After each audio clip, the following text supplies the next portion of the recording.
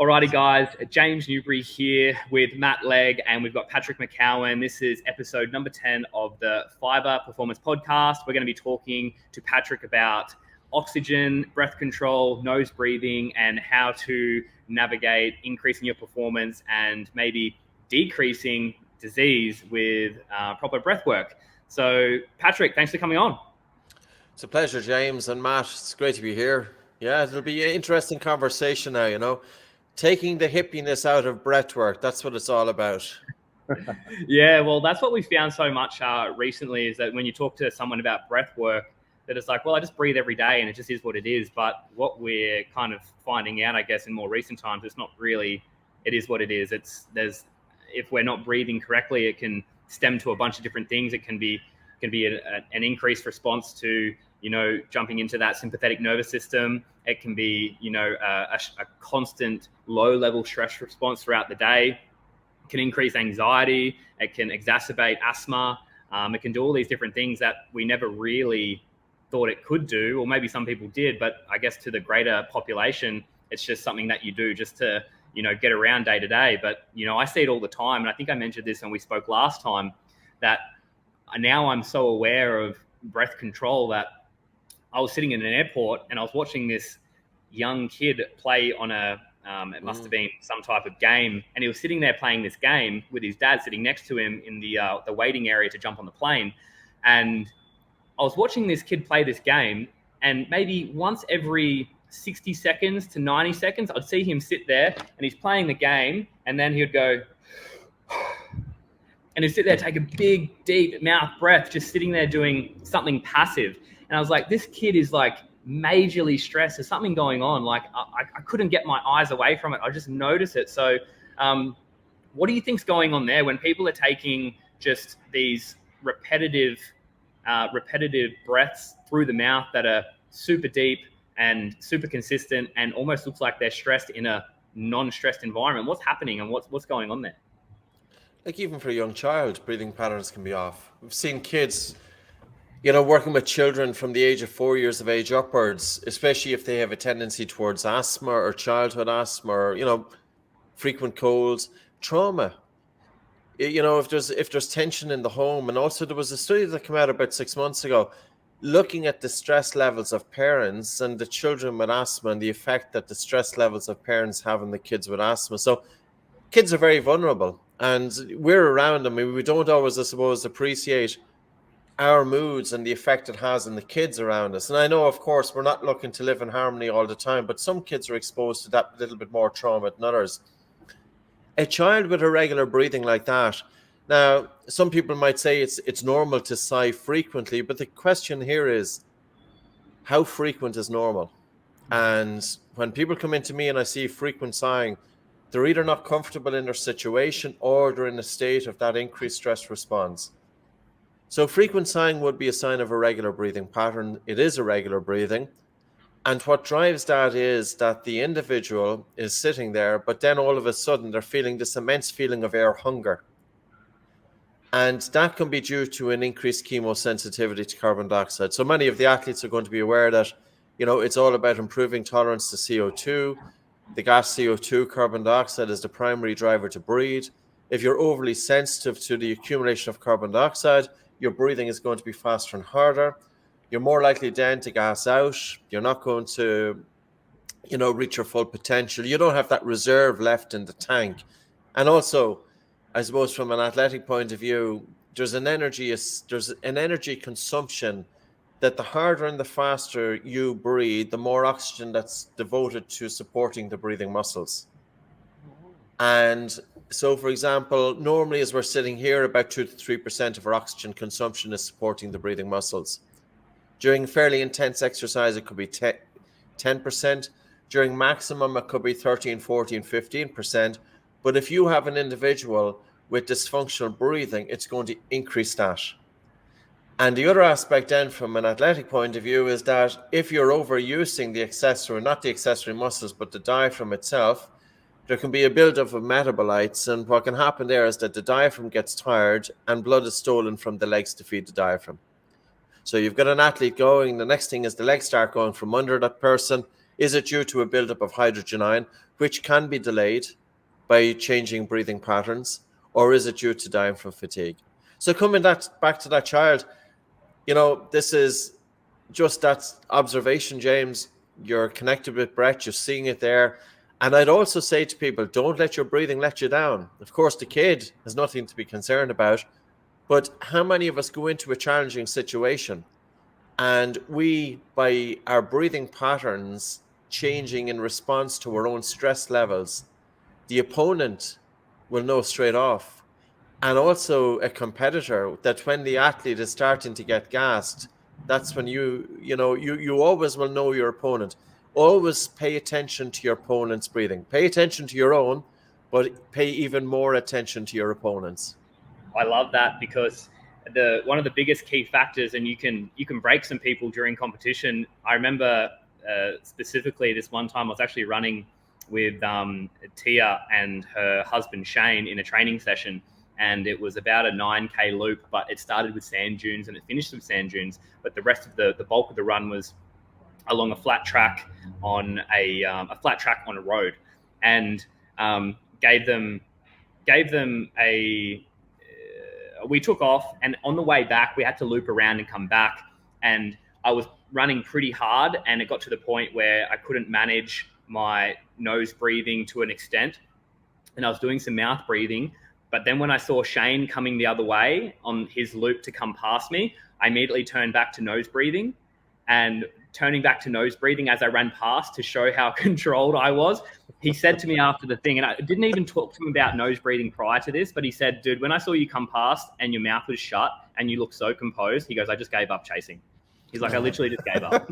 That's so cool. So you can actually play mind games. And if you know that somebody else is next to you breathing hard and they're having a hard time getting it in, that can be a really good way to literally go take them from the mindset of, I could catch this person, to, you know what, I'm okay with second.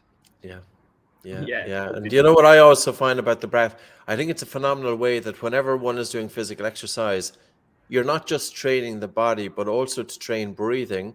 Use the physical exercise to train your breathing, but also to train the brain. So there's a situation that mental fatigue set in. His mind let him down there. He seen you with your mouth closed, and automatically he started thinking and overthinking. That was game over. He might have been in flying form. He could have continued. He could have even surpassed you.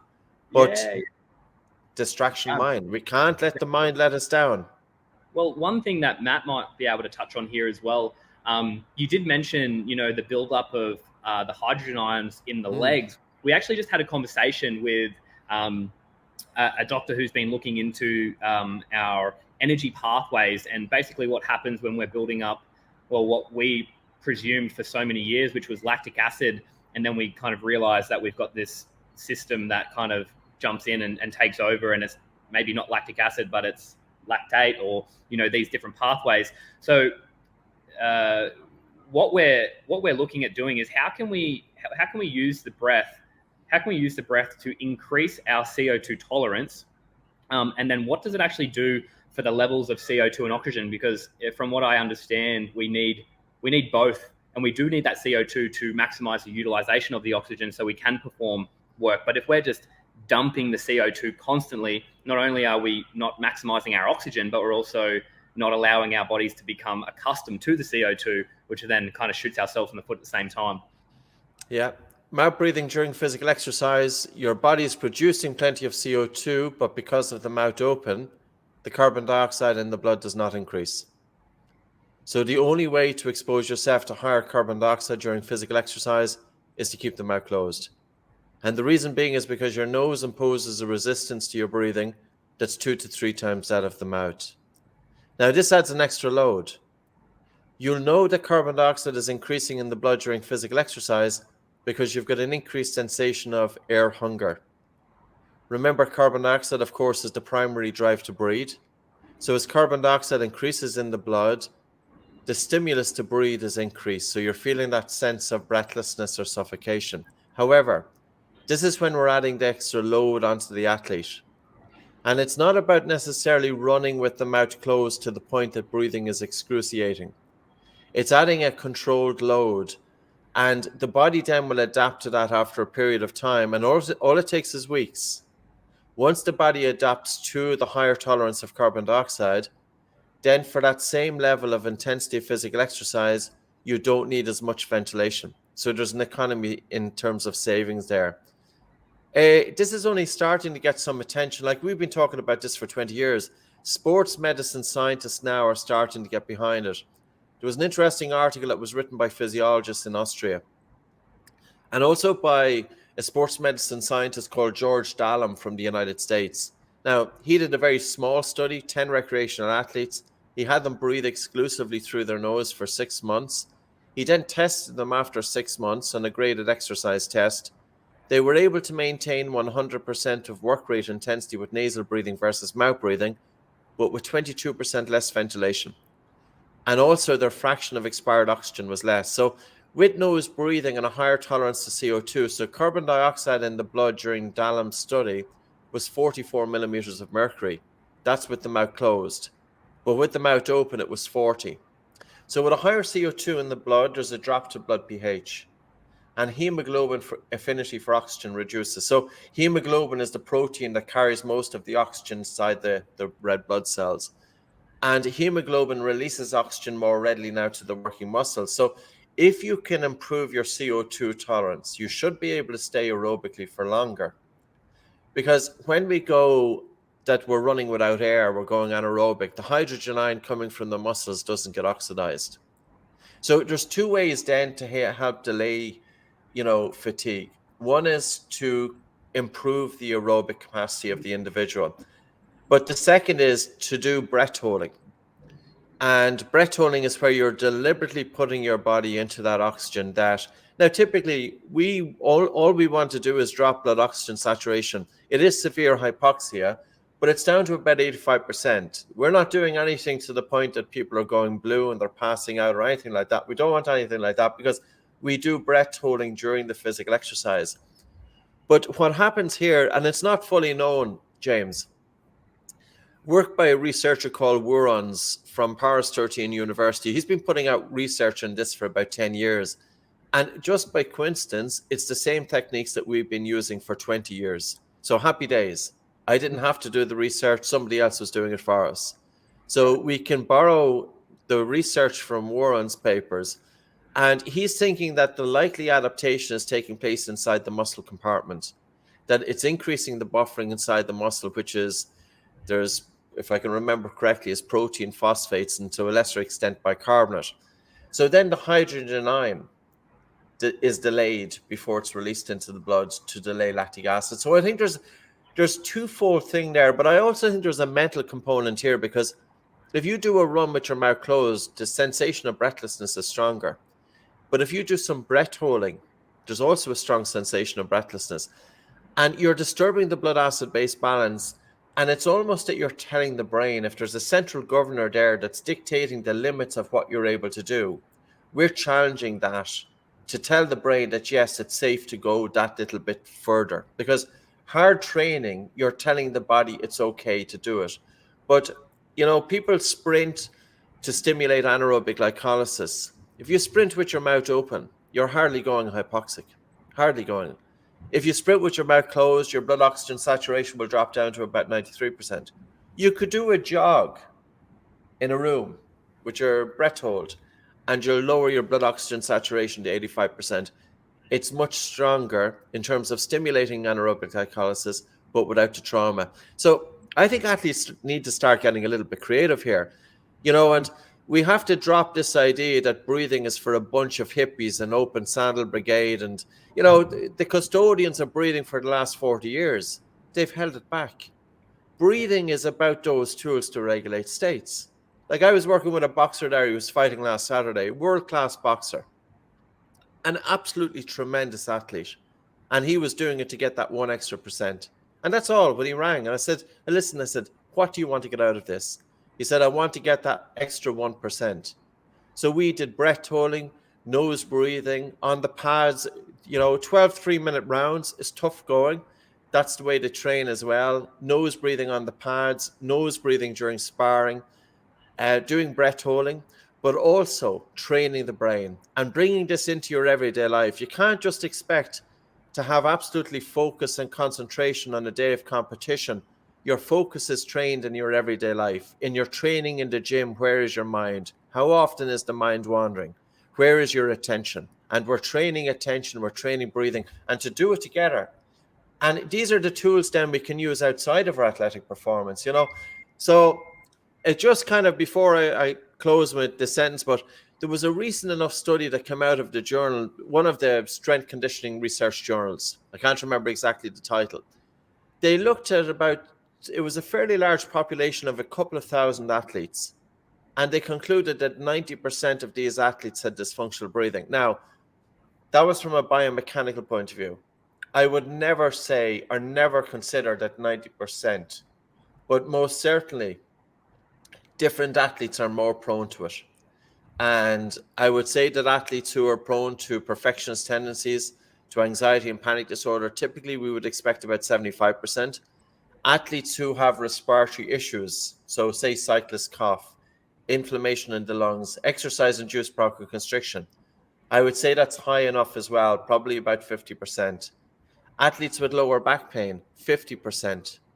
So just different cohorts of individuals who are more prone to dysfunctional breathing than others. But then the question to ask is, how can we change breathing from dysfunctional to functional?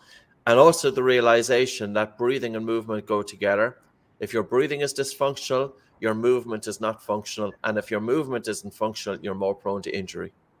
That's super interesting. And I think we have 2 points of breathing that we're going to touch on now. But just to add to the data here, and this is probably cool for you to hear as well, I started doing some specific breath practices through the nose only during 2016, 2017 to increase my CO2 tolerance.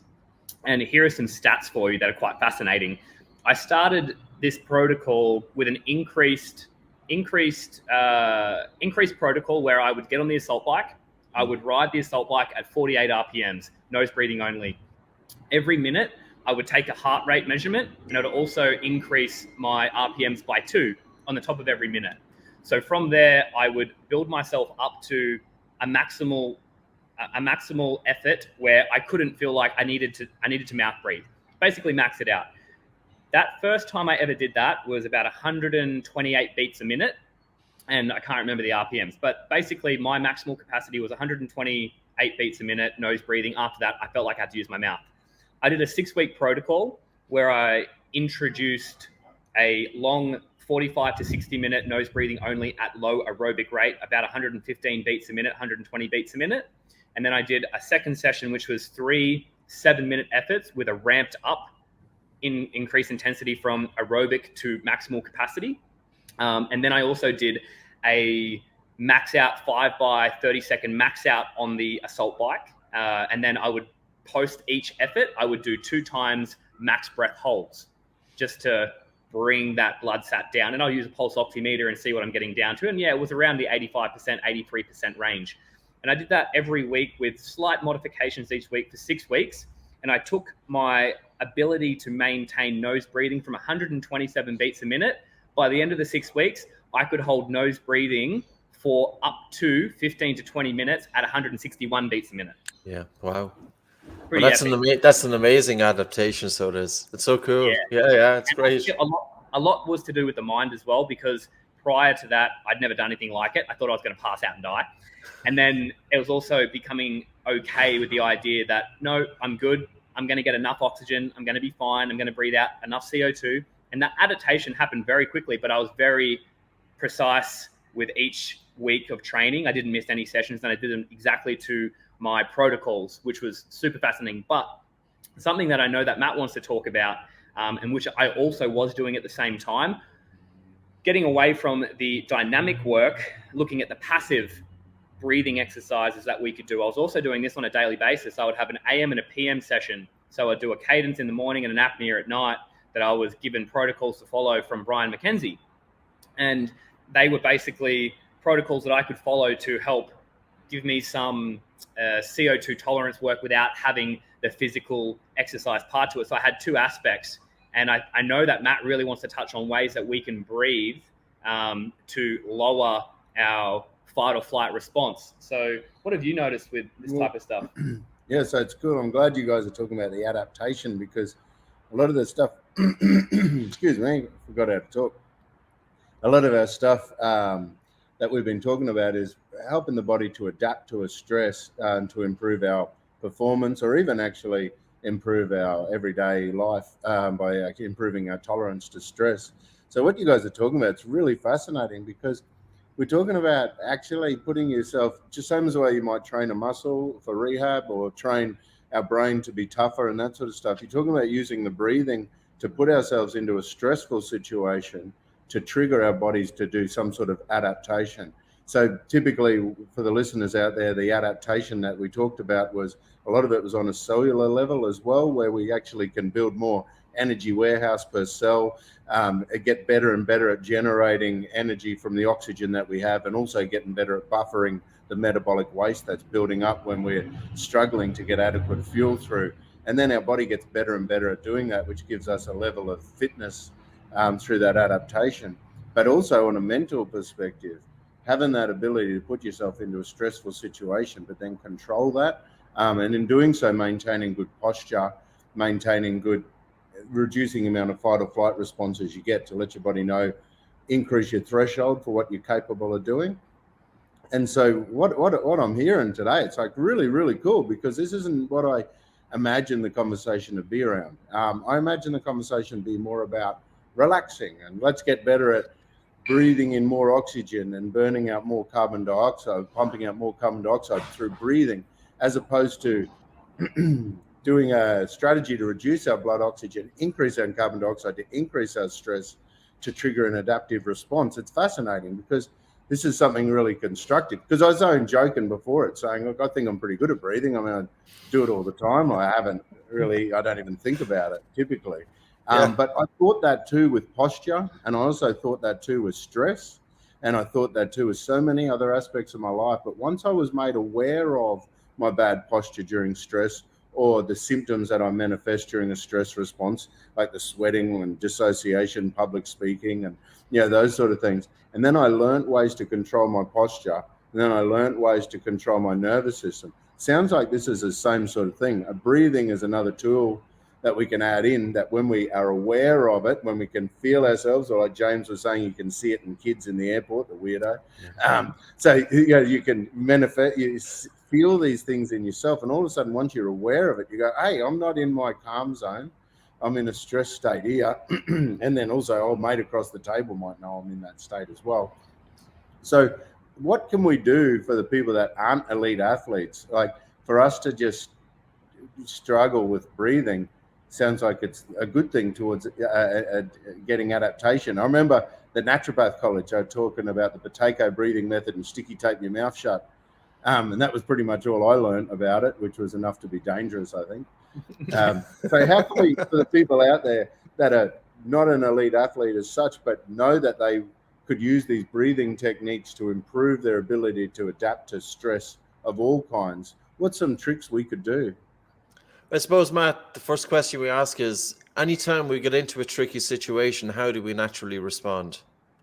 And more often than not, the individual will breathe faster, harder, and irregular breathing. Now, when we breathe that way, what's the body telling the brain? The body is telling the brain that the body is under threat, and all the brain wants to do is get you out of the situation. We've all experienced times that we've got into a fight or flight response, that the shit has hit the fan. And instead of having a calm and composed demeanor to come up with a solution, all we want to do is get out of there. The very time that we need to have focused attention and to be calm, we don't have it. It's not about waiting until something happens, but it's about bringing this into our everyday life. In terms of breathing, if we want to upregulate, we hyperventilate or we do a long breath hold. They're stressors. But it's just as important to downregulate. And downregulation can be done, especially with slow breathing, but especially when the emphasis is on the slower exhalation. So when we breathe in, the vagus nerve steps back. So it's more of a stress response in terms of the breath. But when we have that exhalation, That's entirely under the control of the parasympathetic nervous system, the rest and digest response. If during rest we have a fast exhalation, the body is telling the brain that things aren't good. But if during rest we have a really slow and relaxed, gentle exhalation, the body is telling the brain that things are okay, that the body is safe. Now, all it takes is about 30 seconds to elicit a physiological response. So something's after happening. Bring your attention inwards. I'm not going to say it's always easy. Something has happened. It may be a few minutes before you then bring your attention onto the breath.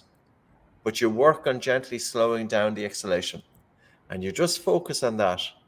Now, the more you bring this into your everyday life, you have it, then it will. So when something happens, you can immediately draw in. But here is even something better. The more we bring breathing into our everyday life and understand that every breathing exercise has its own purpose. When we think about breathing, we have to think about, is it affecting the biochemistry, the biomechanics, the autonomic nervous system? What's the impact on the respiratory system, sleep, etc., etc.? If we know those tools, then we have a tool for different situations. And these are the tools to be able to self-regulate. So, for example, some of the people I work with, and I work with again this year, is working with snipers. So I'm brought into situations that you can have imagine a sniper, typically 30 years of age, male, highly trained. They're often coming from elite army units. The units that I work with are in the police. And these guys are sitting behind the sight of a rifle for 1 hour at a time. They can be in a hot environment. There's a lot of psychological pressure on them because, of course, somebody's life is in their hands. I was brought in to train how to breathe in order to pull the trigger of a gun. Now, that's about changing your state. So really, based on what I spoke about, now people will understand. When you breathe in, it's sympathetically driven. There's an elevation of the heart rate. When you breathe out with a really slow and relaxed and gentle exhalation, the vagus nerve secretes the neurotransmitter acetylcholine and the heart rate slows down. The sniper, one option can be to pull the trigger right at the bottom of the exhalation and to pull the trigger between heartbeats, because every heartbeat will knock off target. And if you miss at that point, then you wait to the next breath and you take the shot at the bottom of the next exhalation. And this is the beauty about you. Now, how many times could this be used? An athlete going to take a free kick. There's a psychological pressure with the crowds around them. They want to be able to down-regulate. There's cameras on them. Nobody will even know what they're doing. Soft breath in through the nose, a really relaxed, slow, gentle breath out. Recovery post-physical exercise to bring down the heart rate. But the other thing is how many athletes are prone to sleep disorder breathing. They're stopping breathing during sleep. They're waking up with a dry mouth in the morning. They have sleep disruptions. They're snoring. That's impacting their heart rate variability, their resilience. So when we look at breathing, there's the long-term thing about it that the more we bring it into our way of life, it improves our resilience. So we're better able to cope with the shocks. The next thing is to have strategies that whenever a shock happens that we can deal with it. And it's always about bringing breathing into our everyday breathing. You could have an athlete with dysfunctional breathing. That breathing isn't going to fix itself automatically when that person goes out onto a field or a pitch or a track or whatever. They carry that dysfunctional breathing with them. And it's the same with their focus. And for me, the two are so linked. Because if you train your breathing, you can train your capacity to get into that flow state. And so many people talk about flow states, but how many can actually do it? How many can have such focused attention that your attention is moving simultaneously with time? And to achieve flow state, you need balance of the autonomic nervous system, but you also need slow wave sleep. So you do need the capacity to self-regulate. And how many people, their performance is sabotaged because their breathing is letting them down and their mind is letting them down. And athletes typically don't train either one. We need to train both. So would is there any protocols that you would recommend for someone to, practice either of a morning or of an evening, maybe similar to, one protocol that I used to follow I used to do it twice a day, was a cadence protocol, which is basically the ratio of the breath control would be 1-1-2-1. So for instance, if I started off with sevens, it'd be a 7-second inhale, a 7-second hold, a 14-second exhale, and then a 7-second hold out. And I would repeat this for 10 minutes. If I could get through 10 minutes of following that 7, 7, 14, 7, that means I could go to the next stage, which was 8, 8, 16, 8, and work my way up. And the higher you can get, obviously, the better breath control you have, the better CO2 tolerance you have, because you're going for a period of time. Like I worked up to my best ever 10-minute round was 12 seconds. So 12, 12, 24, 12, which means I was only intaking 10 breaths in 10 minutes. So yes, that one was, breath per minute. Yes. Yeah. So that was where I worked up to. But when I first, and it was hard, I got to the end. I was definitely in fight or flight by the end. But when I first tried to do this, I couldn't get through sixes. Like I couldn't do a 6, 6, 12, 6 for 10 minutes. I couldn't even get through 6 minutes of it. But then it adapted very quick. This was during the 6-week protocol that I followed. So is something like that something that you would recommend to people? Like what types of protocols would you recommend someone to try passively that could take them from stress to relaxed and focused? I think the best thing to do to form a habit is to find out what is the person already doing. So most people are getting out for maybe a half an hour to an hour physical exercise most days. Why not just during the low to moderate intensity stuff, do it with all but your mouth closed? That's a breathing exercise in itself. And it's a breathing exercise that everybody can do. Sometimes people do get anxious if they focus their attention on their breathing, but that's something that you can do without even having to have attention. All you have to do is have the lips together. The benefits are enormous.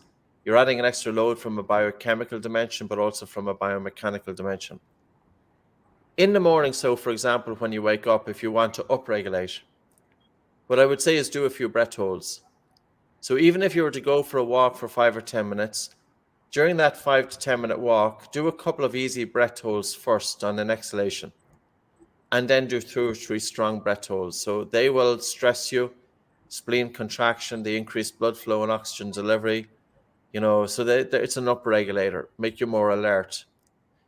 Down regulation before sleep, you want to activate the rest and digest response. Typically, I don't like apneas before sleep because they can make you too alert. So we want to be down regulating. And we're focusing on the down regulation always in that really slow and relaxed exhalation. I don't always give people timing because, James, you're well able to do it, but not everybody would have even been able to do 7 because that's 2 breaths per minute. So it'll really depend on the person. Sometimes you could have a normal individual and they may have a breath hold time of about 14, 15 seconds.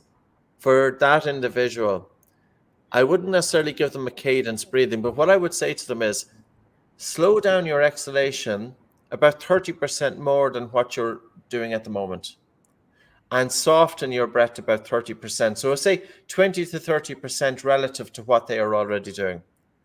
And to tune in on the breath. And again, don't kind of set an expectation that I'm here and I'm doing this to get relaxed. No, you have to play with it because you don't want to set too high an expectation that you hamper the performance of the very thing that you want to change.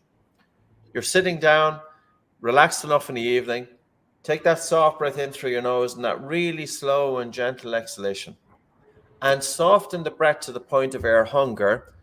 And look to get an air hunger that's tolerable, that you feel comfortable. Now, if you can start off with 1 minute of the air hunger, then take a rest. And then take a rest for a minute, and then do it again for a minute, just when you're starting off. And the reason being is because air hunger can initiate a fight or flight response. And people with panic disorder and anxiety can have a very strong reaction to the fear of suffocation. And I've put people into panic attacks. I put one guy into accident and emergency with panic disorder. So I'd always say to people, we don't always know how our body is going to react, and it's good to dip your toe into the water and pay attention to how your body is reacting and just gently then build it up over a period of time. But above all else, bring breathing into your way of life. It is good to sit down for a formal session. So many people, They've no problem looking at their phones 50 times a day, spending 2 hours looking at whatever is going on, all of the feeds. And instead, that 2 hours should be devoted to ourselves. Now, I'm not even saying 2 hours. 10 minutes twice daily would be absolutely amazing, and the benefits are immense. And, you know, we're putting out an app now that's due out in about a week or two. I've just put in about $150,000 into the app. The app is free. And the reason being, everybody is saying I'm crazy, I'm mad, stupid thing to do. I want to get breathing out there, and I want to generate awareness of breathing, because this has been held back for too long. And I don't have no idea what's holding it back. You know, I have seen that there has been a trend in the last 3 to 4 years. So my ambition now is to get 500,000 downloads on a free app with 100 different videos, 25 different exercises, different states. So people with PTSD, people with trauma, female breathing, asthma, fatigue, sports performance, bringing it into your way of life with a daily plan. So we spent the last 12 months putting the app together. So yeah, so we're just kind of in final testing phase, and hopefully, you know, that gets out and it gets it into the hands of people. Can you tell us what it's called? Yeah, no, it's Oxygen Advantage. So, yeah, it's under our own brand. Yeah. Great. And just quickly before we wrap things up, is that whilst we're doing this as well, what I found the most difficult thing when I was learning how to control my breath, and by no means am I an expert, but I am definitely better than what I was. The thing that I struggled with the most was the slow exhalation. It was almost like I felt this initial reaction to just dump the air, and I couldn't let it relax into a nice, steady, smooth, slow exhalation. But after maybe a handful of sessions, probably 4 or 5 sessions, I then could take the breath in, and then I could let it out at a nice, smooth pace rather than out, stop, out, stop, out, stop, out, stop. And it was like really rigid, and there was no flow to it at all. But then after a handful of sessions, I began to realize I can actually do it nice and slow. And I think the people that probably do this the best naturally are swimmers. Yeah, well, they're doing breathing exercise anyway in the pool. If you think of the swimmer going across the water's pressing up against them. So they're breathing against resistance. So they're already putting a load on. And also they have the head in the water. So the breathing volume that they breathe for the level of exercise is going to be reduced. Okay, they mouth breathe, but they may take a mouth breath every 3 or 5 strokes or whatever. You answered your question. The answer is practice. And the answer is also, you know, it's kind of that fine line. So if you're gently softening the breath, that you're having that soft breath in, the really relaxed and slow, gentle breath out. Well, if the breath in is too soft, and if the breath out is too slow and relaxed, you might have too much of an air hunger at the bottom of the breath. And that's why the breath can be staggered. And the other thing is not to interfere with the breathing muscles. Always think of the exhalation as being totally passive during rest. You allow it to happen. And you could even visualize that you're taking your breath in, and as you're breathing in, the diaphragm is moving downwards. And then during exhalation, you're visualizing the diaphragm moving back up to its resting position. And you're having that normal and slow and complete exhalation. You're not emptying your lungs of oxygen. You're not emptying the lungs of air. You're just having a normal, complete exhalation, and then you're starting off again. It's just practice. That's all. That's excellent. And that's one of the things, just with that practice can make permanent or perfect. So that's the thing. The rest of us are practicing constantly breathing.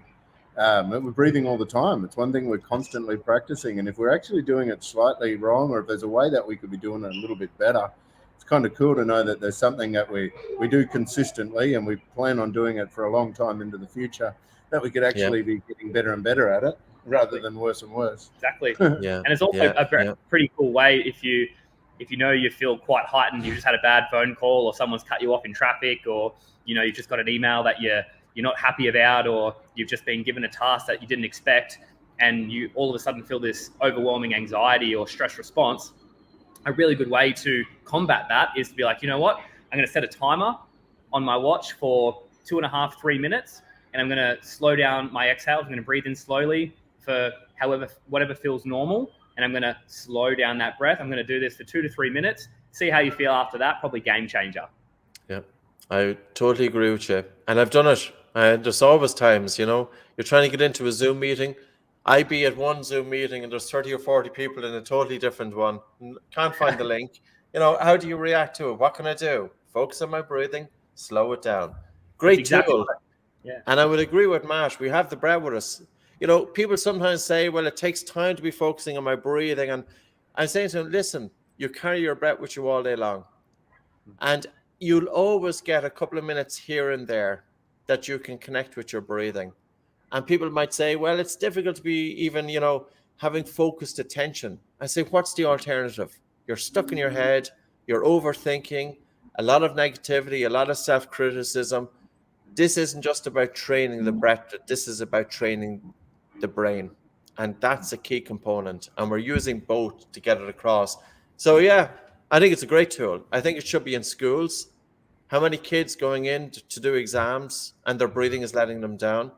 How many people are going out to do public performances, competitions, and their breathing lets them down? Nerves get in the way. And, you know, there's very few, like I was talking to one individual, he's a professional cricketer.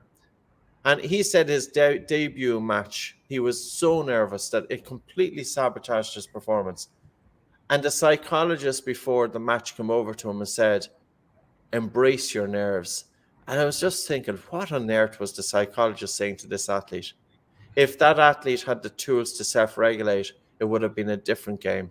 That's what it should be. See, the thing is, it's so simple. It's been overlooked. But that's the benefit of it, you know? Oh, well, I think you're doing a good job to bring people and bring the awareness. And, you know, when the app is ready, let us know. And, yeah, we'll plaster it wherever we can and get some people on it. I reckon everyone that listens to this today is just right now sitting there like thinking, because I'm sitting the whole time you're talking, I'm thinking, like closing my mouth, or like trying to think about how my breathing's going and whether it's making me anxious or not. I'm not quite sure. Yeah. But you know what I mean? Yeah. I'm stoked. I can't wait for everyone to get into this. Yeah. So, yeah, Patrick, we really appreciate your time, and we know it's getting late where you are. So, look, if once maybe the app is released and it's all good to go, we should get you back on and talk about some of the things that are inside the app that people could actually use and parts of it that you would recommend for particular people and aspects and sports people and every day, whatever it may be. We'll maybe get you back on to talk a little bit more. Pleasure. Great, lads. Thanks very much. Enjoyed the conversation. Thanks so much, Patrick. See you next time. Thank you. Take care.